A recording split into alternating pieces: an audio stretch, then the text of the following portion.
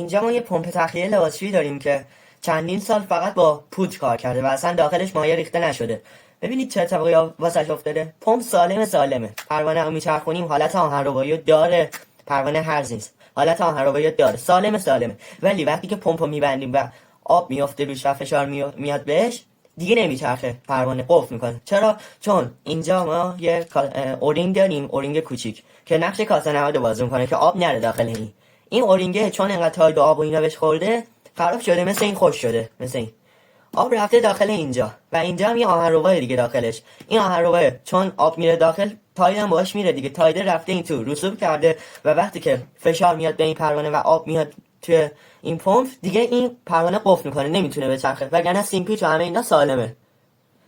آقا کمتر توی لباسشویی پودر بریزید، چون پودر بریزید پمپتون یا بقیه وسایل هم اینجوری میشه. حالا این یه قسمت لباسشویی که به این روز افتاده.